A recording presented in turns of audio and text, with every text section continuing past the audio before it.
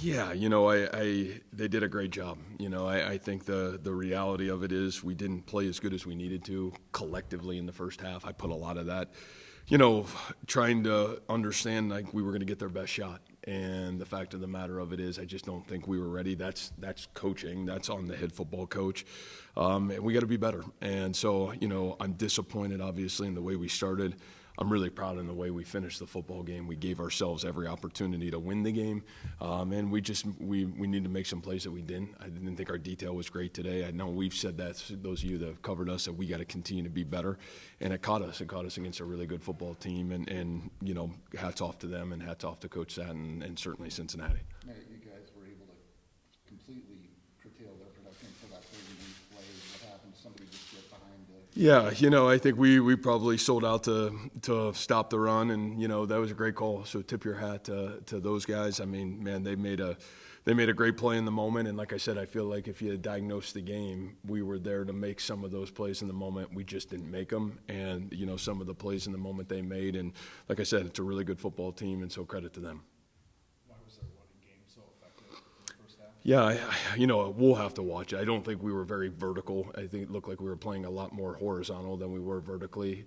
I think it's really hard to do that against a team that's going to run the zone. We see that against Iowa and some of these other teams. And so we just didn't play vertical enough in the first half. I thought we made some great corrections in the second half. We're able to kind of be better. But obviously it's hard to give a great team, an entire half to be able to play in their flow of the game. And, we just were never able collectively as a football team to turn the tide.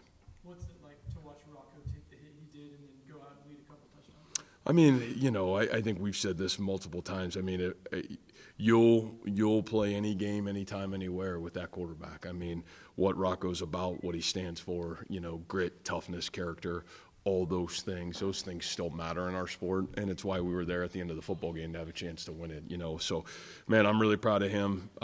He would probably tell you the same way. We'd love to have a little bit more, detail in our football game, but, man, his grit, his toughness, I'm really proud of him.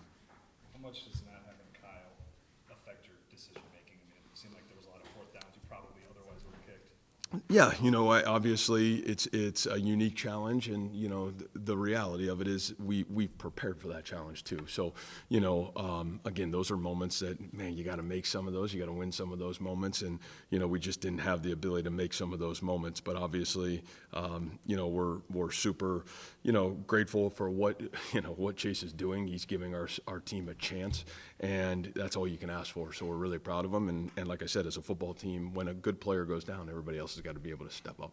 Matt, you get the turnover, and unfortunately not able to go down. I know. Right after. Is that one of those things? Boy, maybe the tide I think a huge moment in the game, right? I mean, and there's probably we got two returners back on the punt. They're able to down it on the 1 yard line.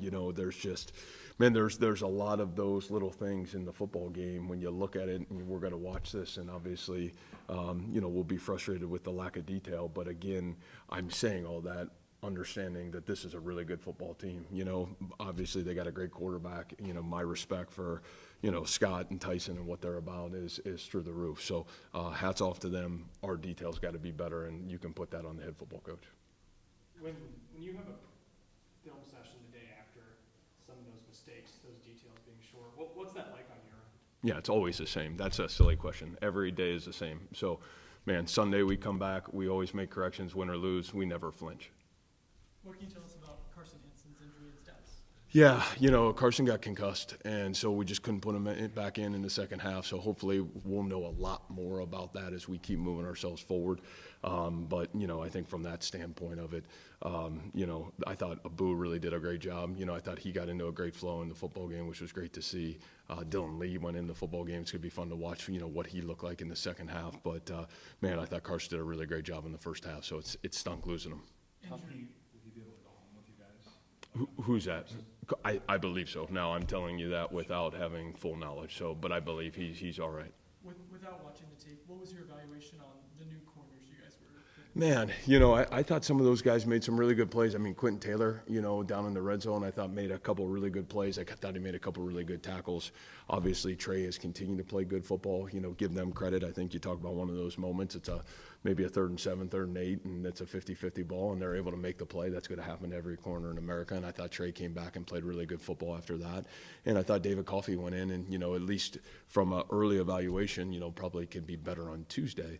But I really thought David did a great job in the game. Benny, I thought, showed up on special teams in some areas, and I know he got into the game at corner too. So, again, we're not flinching there. We feel like we've got really good football players, and those guys will only continue to get better. But a great opportunity for those guys to show up today, and I thought they did some really good things. Toughness is a word that you have used a lot this season. Yeah. How much does it mean to you to kind of see your team respond the way they did in the second half and not just lay down and get crushed? Yeah, I mean, the world wants a result, and I get it. It's our sport, it's our profession. I care about attitude and effort, and I care about what kind of fight our kids have. And, man, the one thing I told them after the game, I couldn't be prouder of them. I mean, we'll diagnose the result. That's coaching. We got great coaches. We got really good players. There's some detailed things that need to continue to get cleaned up. But, buddy, if you got kids that are willing to fight for it and continue to fight for it, then you got a real chance. And so that's what our locker room's about. I really appreciate who our kids are. And, we'll look forward to getting ourselves back to practice and continue to grow forward. Detail is a word that you've used a lot here. How much of that is penalties today? That seemed to be something that your team struggled with more today than previously this season. Yeah, that'll be interesting to see. Boy, there was a lot. So that'll be interesting. I think always, when you talk about not beating yourself, certainly one of those criteria is penalties. We'll have to look and see if those are. Man, there are some times where there's physical penalties, and then there's some times where there's some, mental penalties where you just got to be better. So we'll have to look at all those, and again, I'll have a better answer for you for Tuesday when I see that and see what that looked like. Last question for Coach. Anyone have one? Good. I was just going to ask, did you get a chance to reminisce with some of the older players that came through here? Yeah, it was really awesome. I think that's one of the fun things about being somewhere 10 years is you get to these different areas and different cities, and and obviously how much this city has meant to us in recruiting. From Dayton down to Cincinnati. I mean, the great players that come through our program, we have great gratitude. Seeing Deshante today and last night at the hotel was awesome. Malik Verdone, what he's doing right now with the Falcons, and to see him back and around, it just means a lot to me. And again, sometimes we can get lost in all the other stuff, but still one of the greatest things is those guys coming back and being around our program. We're really fortunate to have that. Did you get to see David Montgomery? No, not yet. I know he's coming in for a big game, so I know they got a big one tomorrow, and obviously we'll all be pulling for him. I think we got the loudest Lions cheering section ever in Ames, Iowa, so we'll be proud of those guys.